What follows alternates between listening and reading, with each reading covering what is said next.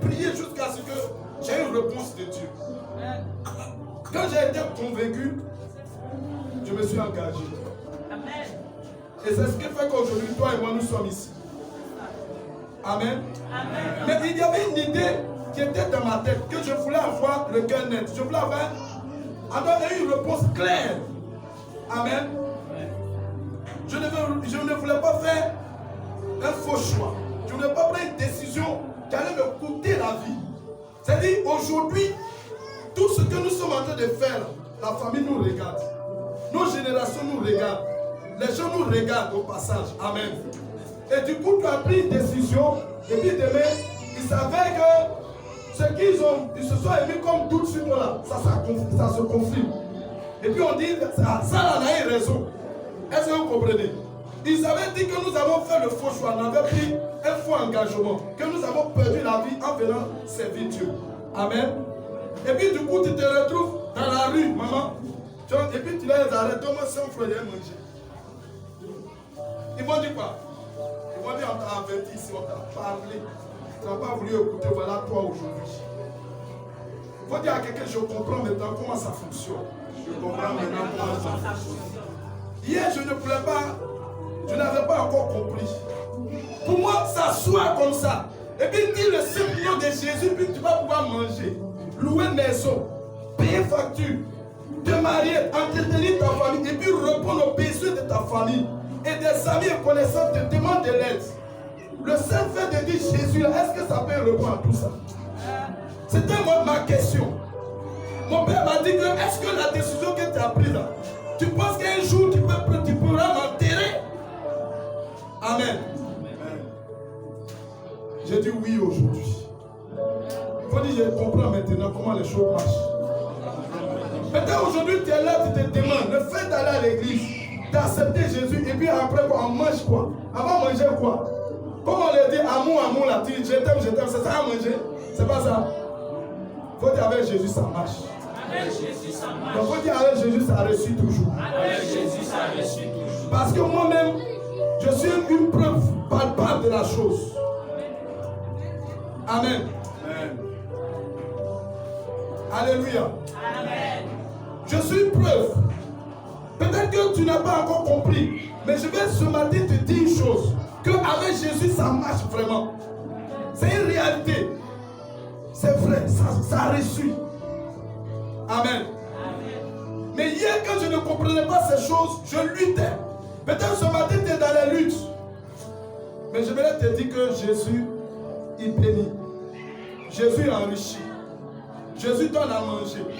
Jésus donne un habit pour porter. Jésus donne le luxe. Il fait tout ça.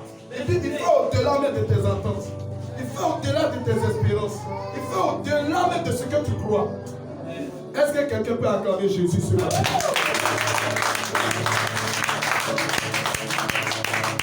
Amen. Sans tarder, l'homme de Dieu, mon fils a dit que nous sommes en fin d'année, qu'il y a des actions que vous avez entamées pour la fin d'année. Amen. Et c'est très important.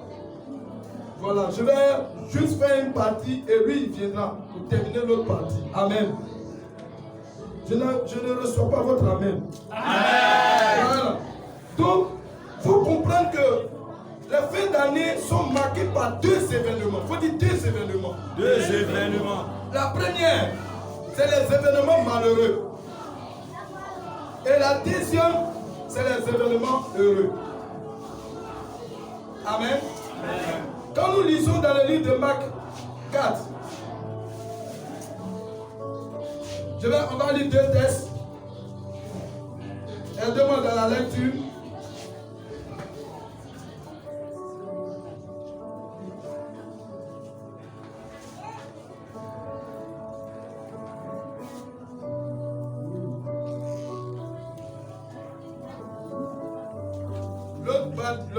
La première lecture, Marc 4 à partir du verset 37. Et puis la deuxième lecture, Esther 9, le verset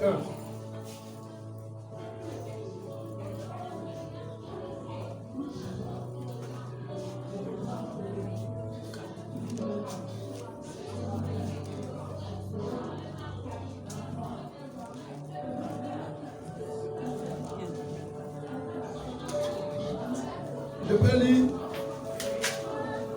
Je peux faire la lecture. Amen. Est-ce qu'on peut se tenir debout, s'il vous plaît?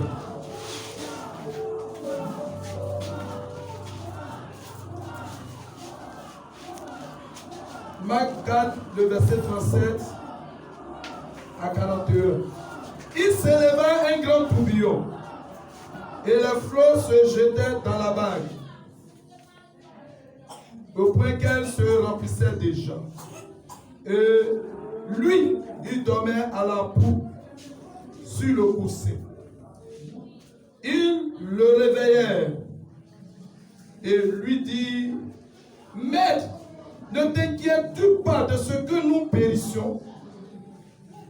S'étant réveillé, il menaça le vent et dit à la mer: Silence, tais-toi. Et le vent cessa. Et il y eut un grand calme. Puis il a dit: Pourquoi avez-vous ainsi peur? Comment n'avez-vous pas point de foi? Il fut saisi d'une grande frayeur et il se dit les uns aux autres: Quel est donc celui-ci à qui obéissent même le vent et la mer? Amen. Amen. La deuxième lecture. J'ai dit quel passage? Esther 9. Qui a trouvé? Ok. Esther 9, le verset 1. Il dit: au 12e mois, qui est le mois d'Adar, le 13e jour du mois, jour où devrait s'exécuter l'ordre et l'édit du roi, et où les membres, les ennemis des Juifs avaient espéré dominer sur eux, il fut le contraire qui arriva. Il faut dire le contraire qui arriva. Le contraire qui arriva. Et les Juifs dominaient sur leurs ennemis. Amen. On peut s'asseoir. Notre Dieu qui est fidèle en sa parole, je prie de donner la révélation de ta parole qui est claire et qui donne de l'intelligence aux simples. Père, bénis cette écoute de cette parole. Permets que nous ne soyons pas longs, mais que nous soyons précis en parole. Que nous parlons par parole de connaissance. Que nous parlons par discernement d'esprit. Et que nous parlons par la révélation de Dieu. C'est-à-dire, si quelqu'un parle, qu'il parle par les oracles de Dieu. Que ça soit ainsi fait au nom de Jésus. Amen. Amen. Donc, tantôt, je disais que les fins d'année sont marquées par des événements. La première, c'est les événements malheureux. Amen. Et la seconde, c'est les événements heureux. Pourquoi? En fin d'année, vous allez assister à beaucoup de drames. Vous allez assister à des morts subites, des incidents ou accidents graves. Amen. Amen. Amen. Vous allez comprendre que les nouvelles en fin d'année sont beaucoup troublantes et sont beaucoup peinantes et quelquefois même scandaleuses. Tu n'apprends pas la maladie de tel ou de tel et tu apprends que ça mort. Amen. Amen. Ça, c'est le fin d'année. Maintenant, le fin d'année, quand ça s'approche, vous allez comprendre qu'il y a un bruit de manifestation. Amen. Les festivités. Bientôt, c'est la Noël. Après la Noël, vous allez parler de 31. Et nous allons parler de la fête de Nouvel An. Amen. Mais au parcours de ces derniers jours, vous allez voir qu'il y a beaucoup de manifestations. Des baptêmes, des rencontres, des conventions. Tout cela, c'est des événements à célébrer. Alléluia. Mais ce qui est difficile dans ces temps, c'est que l'homme n'a pas pouvoir de maîtriser ces événements. Même quand on ne le veut pas, on ne le désire pas, c'est comme si ça nous tombe dessus la tête. Ça nous prend de dépourvu. On n'a pas assez de foi pour refuser la négativité. Ça nous prend la tête un coup et puis on est subi. Mais en vérité, il faut dire qu'il n'y a rien d'accidentel dans le spirituel. Il n'y a rien d'accidentel dans le spirituel. Amen. Amen. C'est des choses qui sont déjà arrêtées. C'est-à-dire, ça doit arriver ainsi. Amen. Si le malheur doit arriver, ça va arriver. Si le bonheur doit arriver, ça va arriver. Mais en vérité, c'est qu'on les programme. C'est quelqu'un qui les programme. C'est des programmations. Et vous savez que le monde est dirigé par deux entités. Dieu et puis Satan. Soit c'est Dieu qui programme, soit c'est le diable qui programme. Amen. Donc il faut forcément que tu fais le choix d'appartenir à l'un des partenaires dirigeants dans ce monde. Soit tu choisis d'être avec Dieu, soit tu choisis d'être avec les ténèbres. Amen. Amen. Voilà pourquoi en Matthieu 6, le verset 24, le Seigneur a dit une chose. Il dit, nul ne peut servir de deux maîtres. Soit il aimera l'un et il haïra l'autre. L'amour et la haine. Soit il s'attachera à l'un et il méprisera l'autre. Nul ne peut servir Dieu et Mammon. C'est ce qui est écrit. Dieu, lui, on le connaît en tant que l'être suprême. Amour, tendre et bon.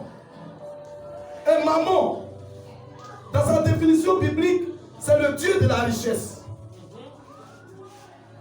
Amen. Là, il n'est pas mentionné par Satan. Amen.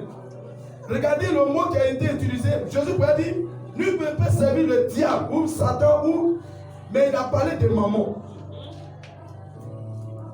Mammon qui fait référence à l'argent, à la richesse, à la gloire, à la prospérité financière et matérielle. Amen.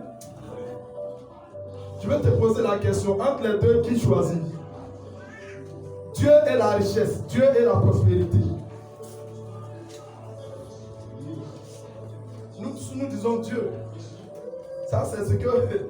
Ça c'est élémentaire. Amen. Donc revenons à la parole. Ici la Bible nous dit que Jésus, notre Seigneur, le maître incontesté des temps et des circonstances, l'ancien du jour, comme Daniel l'a appelé, l'Élie de Sharon, comme dans les livres des cantiques on l'a appelé, nous disons que c'est lui qui détient le pouvoir suprême. Voilà pourquoi on l'appelle El Shaddai. Amen. Et le Seigneur l'appelle mon berger. Il dit celui qui ne donne une sommeil. Amen. Il donne peu d'assouplissement à ses paupières. Et ce dernier-là, c'est lui qui dormait. Dans quelles conditions? Dans les conditions très troublantes. Au moment où les disciples avaient plus besoin de sa présence. Ils avaient besoin de son assistance. Au moment où ils étaient en péril. Ils étaient dans un grand danger de mort. La Bible dit qu'ils étaient sur une barque. Non pas sur yacht, ni un bateau. Mais un canoë. C'est-à-dire pirogue là. Il n'y a pas assez de moyens modernes dedans. C'est tout un rudimentaire archaïque. Il n'y avait même pas gilet de sauvetage. Il n'y avait rien d'autre. Dans de telles conditions, il voilà un vent qui s'abat sur eux, une tempête, une tornade. Et puis ils étaient en beau milieu de la mer. Dans de telles conditions, quelqu'un peut avoir l'idée de dormir si la personne est vraiment consciencieuse. Et c'est ça, celui qu'on appelle l'omniscient, celui qui a la conscience, qui sait toutes choses. Et c'est lui-là, en ce moment précis, qui lui était la seule personne qui pouvait dire quelque chose, qui pouvait leur venir en aide, en secours, c'est lui qui dort.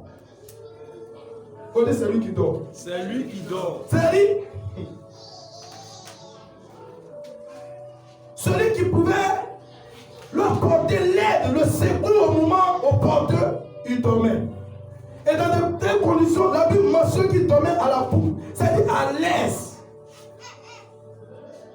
Et les autres étaient en quoi? Proche avec moi, ils étaient en quoi? En détresse. En détresse. En détresse. Et c'est là que lui trouve le bon plaisir de dormir. Et pendant ce temps, les gens criaient désolation. Et c'était un cri, un gémissement.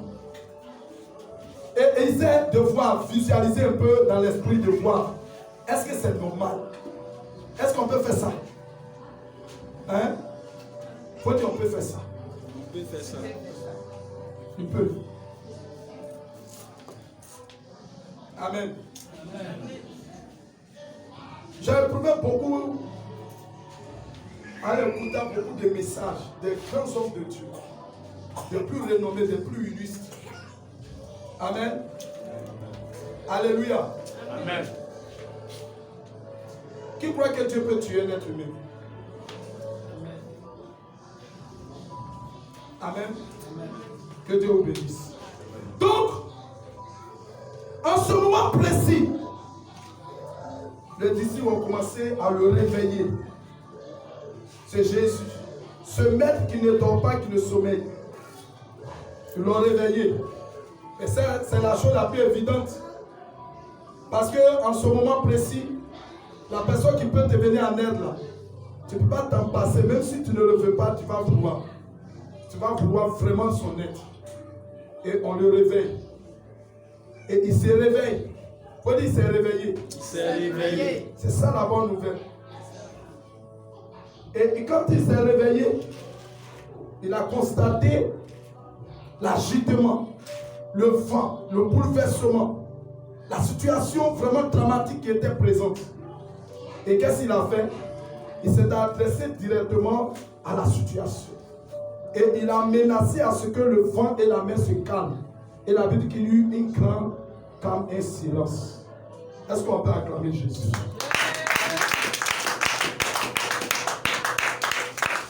Alléluia. Amen.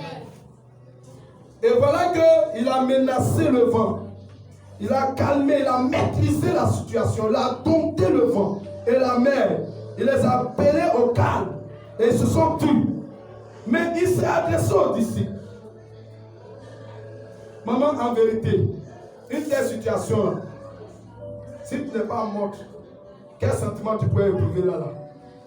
Si ce n'est pas la peur, si ce n'est pas la crainte de la mort, si ce n'est pas une détresse, on ne peut pas éprouver de la joie dans de telles circonstances.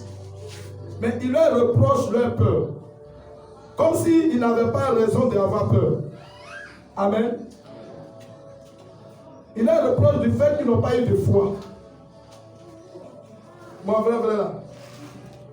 Il y a un évangéliste qui allait taper à une sonnette. Et on a dit rentrer.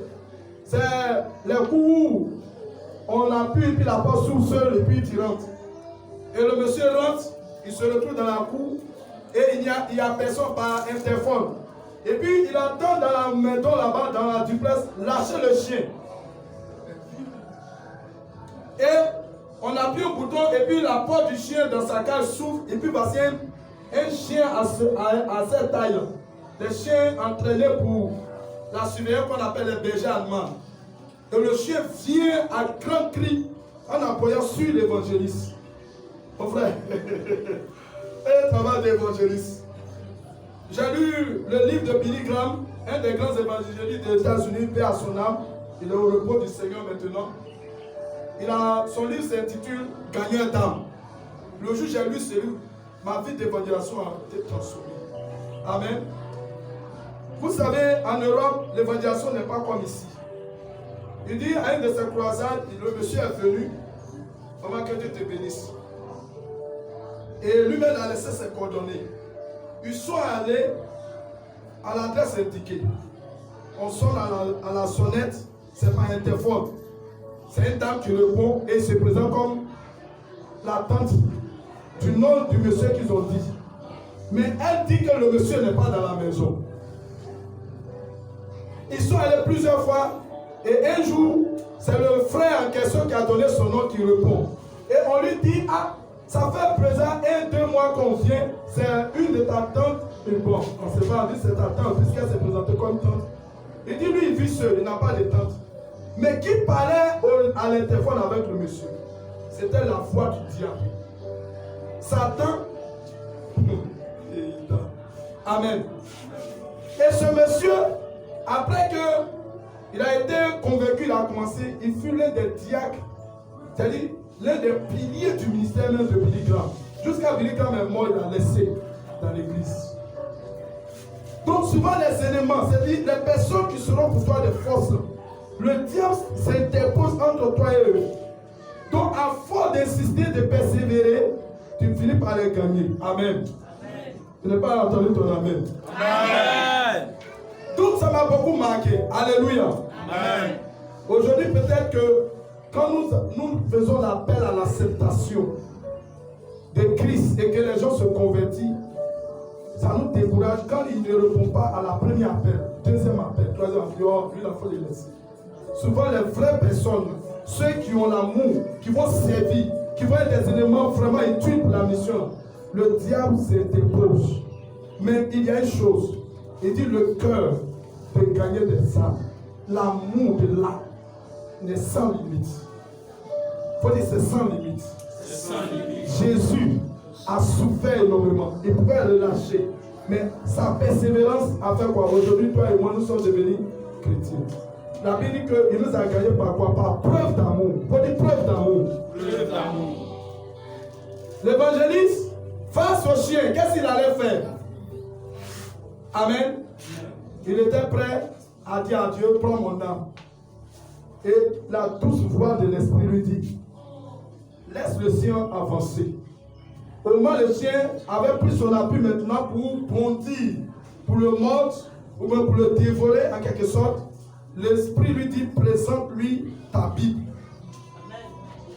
Prends la Bible comme sa Bible, présente-lui en face. Amen. Et l'évangéliste a entendu la voix et il a obéi. Qu'est-ce qu'il a fait? Pendant que le chien, tu sais, quand il court, arrivé au moment où il doit bondir sur sa place, il s'arrête et puis il prend un bon élan. Quand il a pris l'élan, il voulait bondir, le monsieur a présenté la Bible au chien. Puisque le chien ne comprend pas le langage de arrête tout ça là, parce que lui il est venu pour faire du mal. Qu'est-ce qui s'est passé? Entre nous, qu'est-ce qui s'est passé? Si tu trouves ça t'a pris, dis sur ta main spirituelle. Qu'est-ce qui s'est passé? Le chien est devenu aveugle sur le champ. Et le chien qui venait pour dévorer l'évangile a commencé à tourner autour de lui.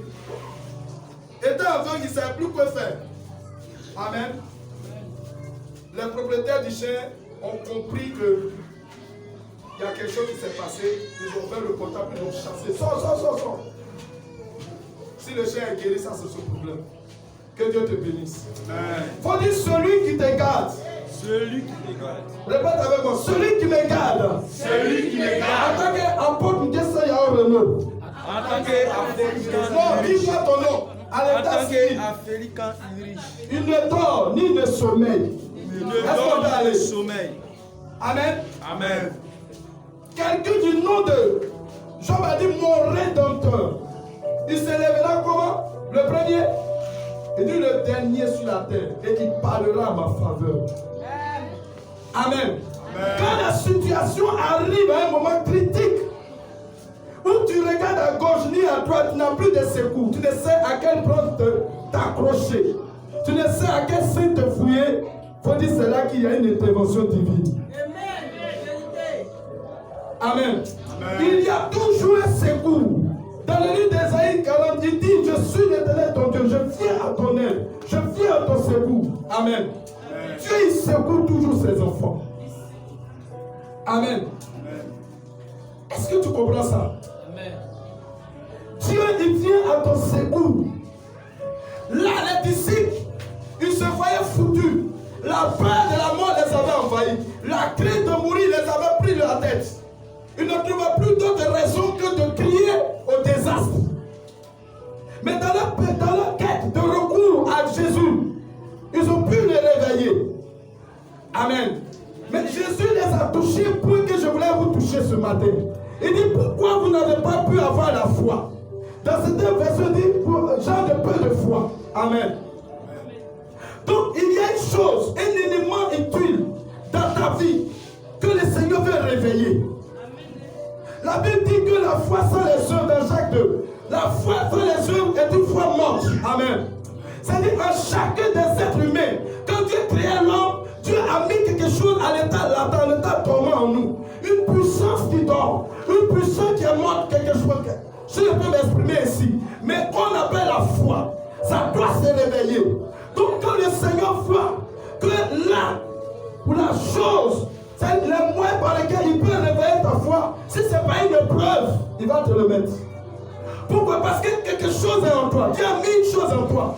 Et Dieu veut que la chose se manifeste. Pas du manifeste. La Bible dit dans Romains 8 que le monde entier attend d'un ardent désir la révélation des fils de Dieu. Comment les enfants de Dieu peuvent se révéler? Dans d'autres versions, on dit la manifestation des fils de Dieu. Dieu veut que tu te manifestes. Dieu veut que tu te révèles. Dieu veut que tu prouves que tu es vivant. Donc le Seigneur crée les conditions. Il crée les circonstances dans lesquelles tu peux faire revivre ou bien manifester ce qui est en toi. Je n'ai pas entendu ton amen. Amen. Pendant la Covid, j'étais obligé de fermer la mission puis aller me cacher au village. Puisque l'État avait ordonné qu'on ferme tout. Amen. Donc je dis, bon, cette période, je vais prendre le temps avec ma belle famille. Je choisis d'aller. J'ai prié le Seigneur m'a permis d'aller. 4 mois après, je reviens. Le loyer a augmenté. De 4 mois. Amen. Le propriétaire me menace de sortir de lui. Immédiatement, s'il ne paye pas son argent. Ça me fait 100 000 que je dois débourser. Amen. Amen. Et ils sont là, ils sont en train de me dire des paroles d'humiliation, d'injure. Amen. Je me suis levé, je les ai dit une chose. Qu'est-ce que vous voulez en juste? Ils m'ont dit notre argent, nous, rien. Sinon, tu sors. Je dis ok.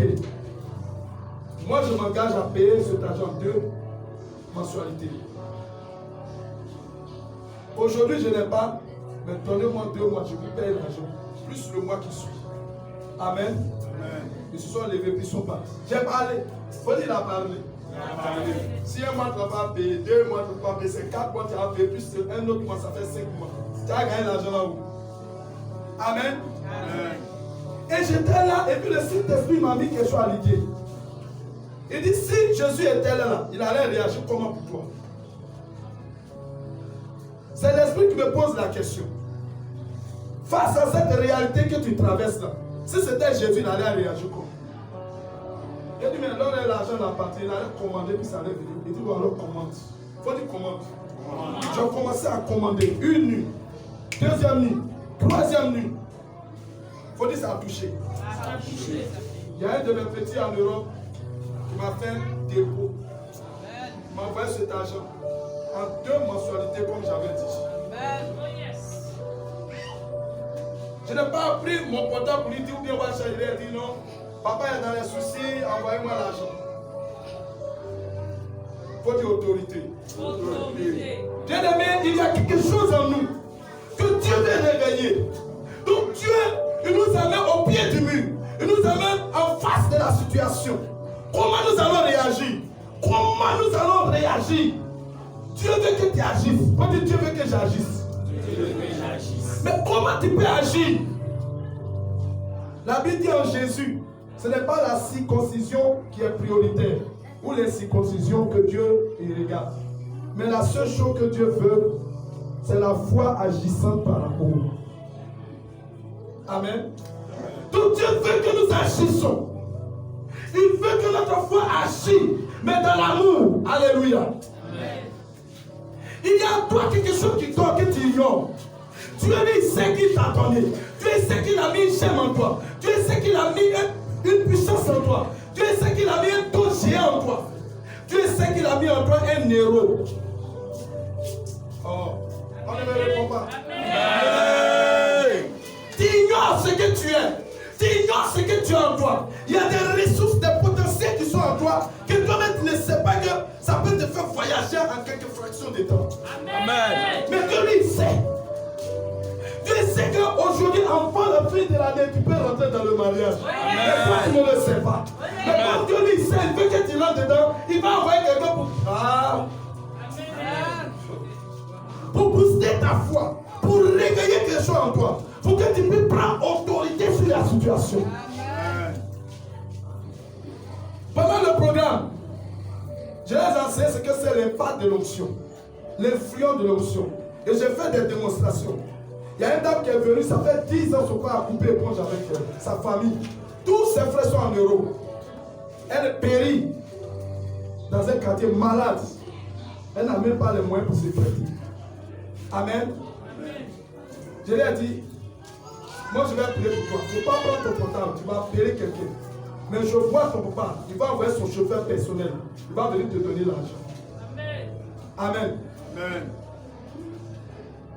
Je dis, c'est ce que moi je dis pour toi. Amen. Tu vas voir ce que c'est l'influence de l'onction. Amen. On a fini la prière, dit papa, je viens te voir. Qu'est-ce que ça peut ainsi venir en état? Le chauffeur de mon père était chez moi. Ils ont tenu une réunion à mon sujet en famille.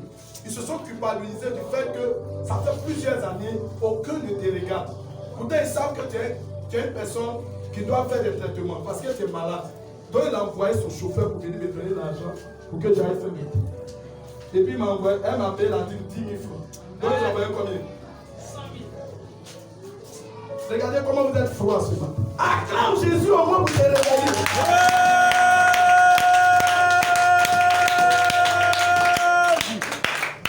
Je suis une réponse. Je suis une réponse. À la prière de quelqu'un. À la prière de quelqu'un. Il faut dire je suis une réponse. Je suis une réponse. À la prière de ma famille. À la prière de ma famille. Amen. Amen. Bien-aimé, je n'ai pas perdu la vision de mon message. Là, la main qui s'agite, l'événement bouleversant, les événements malheureux en vont commencer.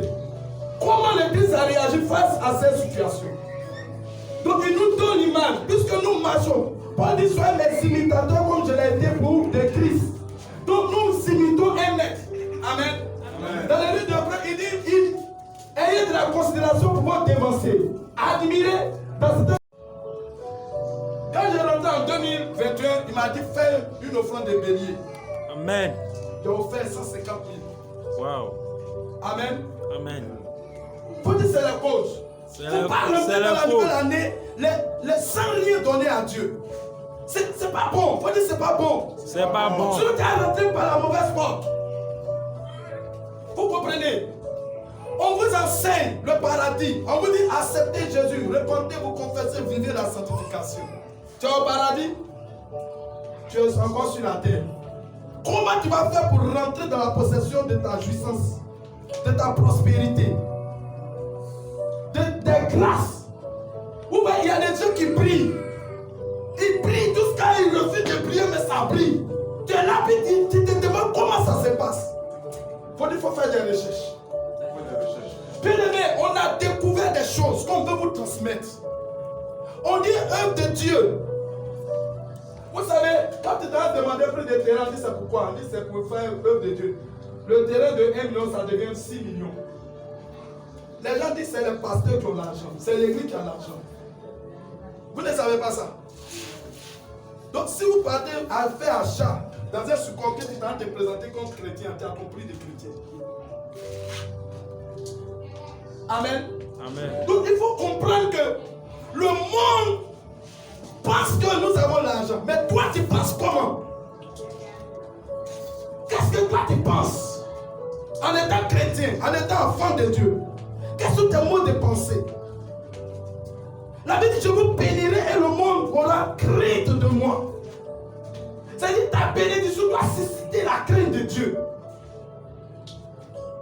Mais aujourd'hui beaucoup disent nous les pasteurs on est devenus matérialistes.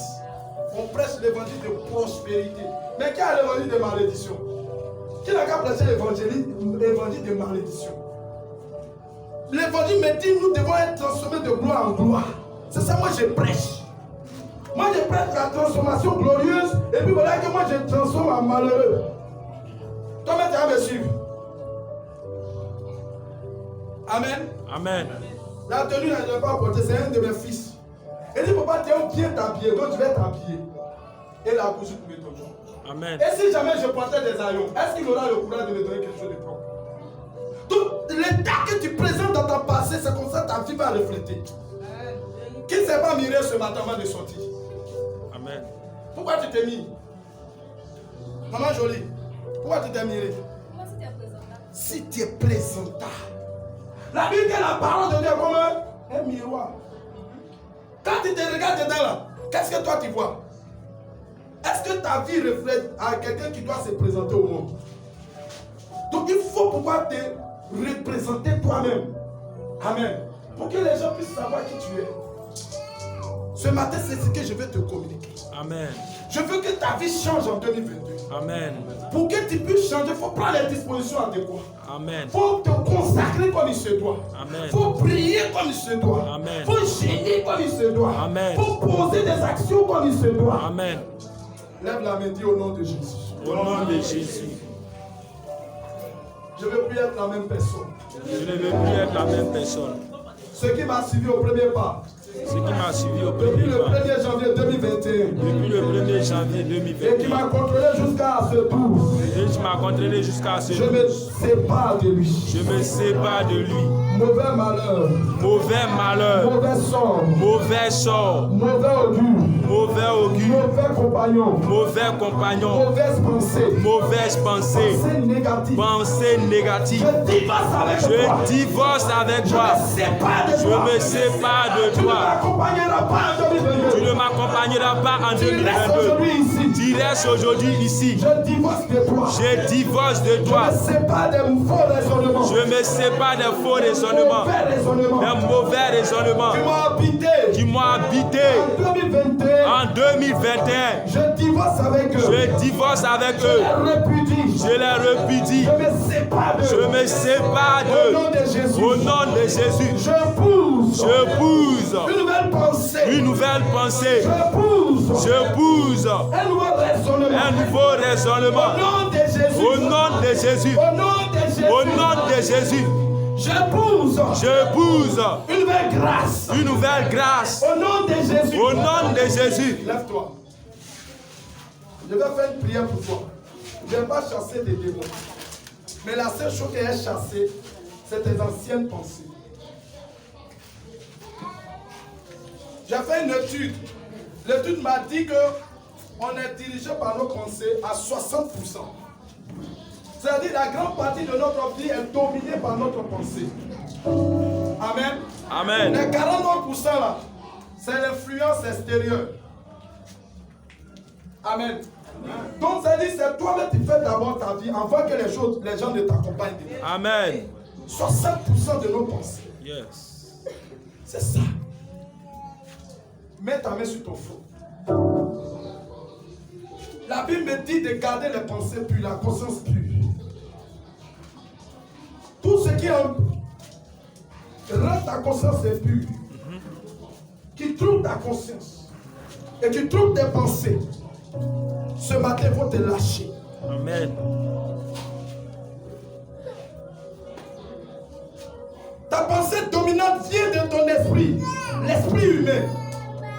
Et de tous ceux qui sont conduits par l'Esprit de Dieu sont enfants de Dieu. Donc ta pensée qui t'a conduit et qui a fait que tu as raté beaucoup de bonheur, beaucoup d'opportunités, beaucoup de richesses, beaucoup de grâces, beaucoup de situations qui pouvaient te faire catapuler dans ta gloire. Aujourd'hui, je me fie à cette pensée en toi. Amen. Je prie que tes pensées soient délivrées. Amen. Je prie que tes pensées soient libérées. Amen. Je prie que le sang de Jésus purifie ta conscience. Amen. Que tes raisonnements deviennent des raisonnements d'un enfant de Dieu. Amen. De quelqu'un qui est animé par l'Esprit de Dieu. Amen. La Bible dit que l'Esprit de Dieu sont les profondeurs du cœur de Dieu. Quand tu commences à sonder les profondeurs du cœur de Dieu, il dit ceci, que quelqu'un entend ce que l'Esprit dit aux églises. Amen. Je prie que tu entends la voix de l'Esprit de Dieu. Yes. Je connecte tes pensées à la pensée de Dieu. Amen. Et dis, vos pensées ne sont pas, mes pensées ne sont pas vos pensées. Mais à partir d'aujourd'hui, tes pensées soient les pensées de Dieu. Amen. Les pensées de Dieu. Amen. Si tu m'écoutes et que tu reçois cette prière, aucun esprit ne pourra te dominer. Amen. Aucun esprit ne pourra fatiguer ta vie en 2022. Amen. Aucune situation malheureuse ne va t'accompagner. Amen. Aucune paix, aucune négativité ne va te suivre. Amen. La mort ne va plus te suivre. Amen. La sorcellerie ne peut plus te suivre. Amen. L'esprit des eaux ne pourra plus te suivre. La pauvreté non plus. L'échec non plus. La maladie non plus. Toutes tes pensées seront des pensées glorieuses. De vie d'abondance. De vie de prospérité. De vie de santé. De vie de triomphe. et de victoire. Reçois la pensée divine. Je reçois. Reçois la pensée de Dieu. Je reçois. Reçois la pensée de l'Esprit. Je reçois. Reçois la connexion avec le Saint-Esprit. Je reçois. Soyez en communion avec le Saint-Esprit. Je déclare cela dans ta vie au nom de Jésus. Amen. Je déclare cela dans ta vie au nom de Jésus. Amen. L'Esprit vient sur toi. Je dis, voici mon serviteur à qui je me plais. Celui, mon bien-aimé, à qui j'ai mis toute mon affection. Mon esprit repose sur lui. L'Esprit de Dieu repose sur toi. Oh my God. L'Esprit de Dieu vient épouser ta pensée. Viens animer ta pensée. Viens remplir ta pensée. Viens te revêtir. Et dès lors, tu seras sur une nouvelle base. Tu seras dans une autre dimension de prospérité. Soyez remplis du Saint-Esprit. Que l'Esprit de Dieu repose sur toi, maman. Que tes pensées ne soient plus troublées. Que tu ne vois plus la mort. Que tu ne vois plus la souffrance. Que tu ne vois plus la détresse. Que tes regards ne sont plus sur tout ce qui te rend malheureux ou malheureuse. Vois ton sujet de gloire. Vois ta situation de baisser. Vois les opportunités dans lesquelles ta vie va changer. Commence à voir des idées qui vont permettre que tu prospères. Au nom de Jésus de Nazareth, je libère sur toi la grâce de Dieu. Cette grâce qui va te permettre de contrôler tes pensées, d'avoir la maîtrise de tes pensées et de pouvoir penser pur et agréable. De pouvoir penser selon la parole de Dieu. Au nom de Jésus. Commence à réaliser, à visionner ta guérison. Ce que tu vas voir aujourd'hui de ta santé, c'est ce qui va t'arriver. Et dit l'infinie grandeur de sa puissance opère au-delà de ce que nous lui demandons. Au-delà de ce que nous mettons dans notre imagination, dans nos pensées. Commence à penser que tu es en bonne santé. Commence à penser que tu es marié. Commence à penser que tu détiens les moyens qu'il faut pour avancer dans la vie. Pour servir ton Dieu avec efficacité. Commence à penser ça. Je t'ordonne de penser les choses qui sont meilleures pour ta vie. Je prie que cela rentre dans tes pensées. Et que tu ne penses plus à la situation qui te fait souffrir. Pense à la situation qui va te rendre heureuse. Pense à la situation qui va te faire prospérer. Pense à la situation qui va changer le cours de ta vie. Ne regarde plus dans cette direction-là. Où tu vois que tu es rejeté, abandonné de tous. Tu n'as plus personne. Non. Commence à voir qu'il y a des personnes qui sont en train de te servir. Commence à penser que les gens courent à toi. Se souciant de ce que tu vas manger, de ce que tu vas boire, de ce que tu auras comme l'argent, comme de poche. Commence à voir ces personnes. Longtemps tu as vu qu'il n'y a personne. Voilà pourquoi rien n'est arrivé. Commence à voir qu'il y a des gens. Commence à voir des serviteurs fidèles. Commence à voir que ton ministère a pris notre tenue. Commence à voir les fidèles à courir, venir prier, chercher la face de Dieu ici. Commence à voir des centaines de millions de fidèles. Commence à réaliser quelque chose dans ton foyer. Ton mari qui te trompe, qui te découche. Commence à le voir pour toi seul. Dans tes bras, en train de lever. En train de faire la vie comme tu le veux. Arrête de voir la rivale. Ne regarde plus dans le sens qu'il y a quelqu'un dehors qui le maintient. Regarde dans le sens qu'il est désormais à toi à la maison. Vois ce qui est meilleur pour toi. Ce que tu aimerais que ça t'arrive. Selon les désirs de ton cœur. Dieu te le donne. Mon Dieu te le donne. Maman, où tu es arrêté à l'instant T, qu'est-ce qui va te rendre heureuse? Qu'est-ce qui peut te faire crier de joie? Pense à ça. Commence à penser à ça. Je veux qu'on sorte d'ici. Avant même que nous sortions, quelqu'un me donne un témoignage.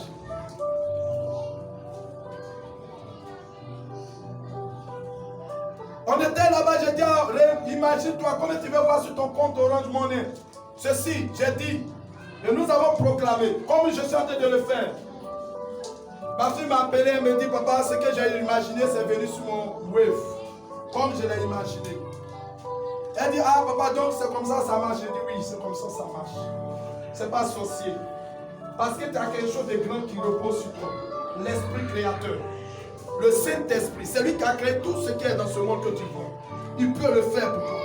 Si tu crois, comme je l'ai dit, réveille ta foi ce matin. Pense et crois, et tu verras cela se réaliser. Ça, c'est la partie pratique du message de ce jour. Que je veux que tu pratiques ça. Que tu te donnes à exercer ça jusqu'à ce que tu maîtrises l'art de la pensée et de la réalisation. Père, j'active dans le ministère de mon fils l'abondance des prières des fidèles. Tout ce dont il a besoin pour faire ministère de feu, de gloire et de puissance. Je commence cela dans les cieux. La Bible dit l'on ne reçoit du ciel ce qui lui a été donné. Tu ne peux pas l'envoyer sans rien lui donner du ciel. Tu lui as déjà donné. Je viens activer ces choses. Je vais ouvrir les portes du ciel sur ce ministère. Que les églises des cieux s'ouvrent et que les anges de Dieu montent et descendent ici. Pour multiplier le nombre de fidèles, des serviteurs et des servants de Dieu. Le nombre de personnes fidèles et capables d'apporter du soutien, être des piliers dans ce ministère. Seigneur, j'active les moyens financiers depuis l'Europe, depuis les États-Unis. Je prie de lui donner des contacts qui vont faire des transferts d'argent en euros, en dollars. Je prie que d'ici, que ces enfants, tu leur donnes des postes les plus élevés dans les administrations, dans le commerce et les affaires. Que tu proclames cela. Que ce que les enfants appellent petits métiers deviennent des grands métiers dans la main. Tout ce que les mains ont touché se transforme en de l'or et en du diamant.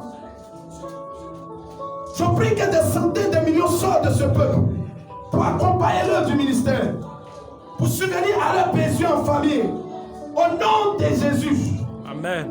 Qu'en cette période de fête, ces événements heureux se multiplient dans leur vie. Je leur commande de fêter. Qu'il y ait de la réjouissance seulement dans leur maison à partir de ce jour. Je décrète qu'aucune mort dans la vie de ce peuple, ni dans leur famille, ni dans la vie de leurs proches. Dans le nom de Jésus de Nazareth, j'active la vie et la vie en abondance. Dans le nom de Jésus-Christ, je déclare la santé et la prospérité dans leur vie. Papa, j'ai sémé et je sème encore. Au-delà de leur espérance, au-delà de leurs attentes.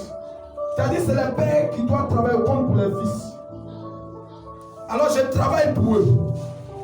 Je leur donne ce qu'il faut pour que chez eux il y ait de quoi manger.